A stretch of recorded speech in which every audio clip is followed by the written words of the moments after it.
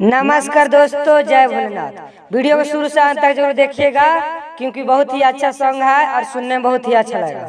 मेरे बहुत सारे प्यारे दोस्तों कमेंट आ रहा था कि भोजपुरी सॉन्ग भी लिखिए, तो भोजपुरी सॉन्ग भी लेकर आ चुका हूँ। बहुत ही अच्छा है और सुनने में अच्छा लगेगा। तो वीडियो को शुरू से अंत तक जरूर देखिएगा।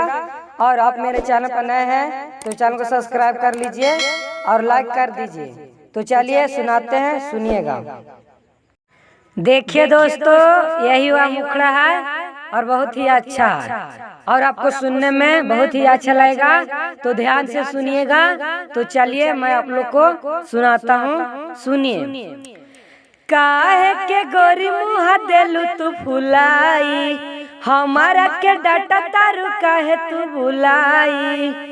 काहे के गोरी मुँह देलू तू फुलाई, हमारा के डाटा तारू काहे तू बुलाई।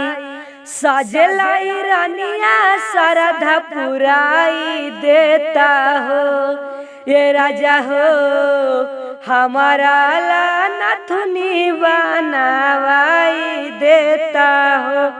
ये राजा हो हमारा ला नथुनी बनावाई देता हो। ये राजा हो हमारा ला नथुनी बनावाई देता हो। ये राजा हो। देखिए दोस्तों, फर्स्ट अंतरा ये भी बहुत ही अच्छा है। तो सुनिए, आप लोग को सुनाता हूँ, सुनिएगा। काहे के जिदे ऐसे करा तारू तोहरा के कीन देहाब गोरी।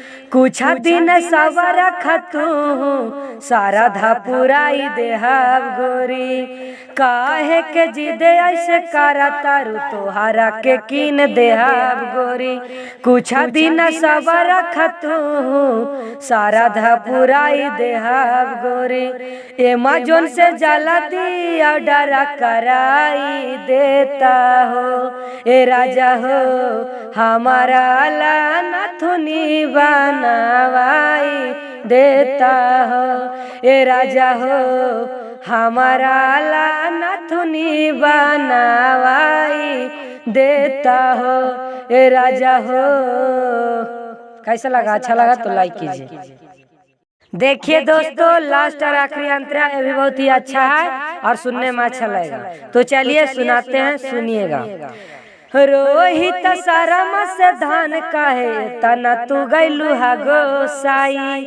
चिंता नहीं कर धनी हो तोहरा लकीन देहाब जाई। रोहित शर्मा से धान काहे तना तू गैलू हा गोसाई। चिंता नहीं कर धनी हो तोहरा लकीन देहाब जाई। सोना रही जाके तू जल्दी गढ़ाई देता हो। ए राजा हो हमारा ला नथुनी बनावाई देता हो। ए राजा हो हमारा ला नथुनी बनावाई देता हो।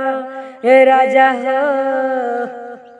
यह गाना कैसे लगा? गाना अच्छा लगा तो लाइक कीजिए और चैनल को सब्सक्राइब नहीं किए हैं तो चैनल को सब्सक्राइब कर लीजिए इसी तरह गाना सुनने के लिए। तो बाय बाय, मिलते हैं नेक्स्ट वीडियो में।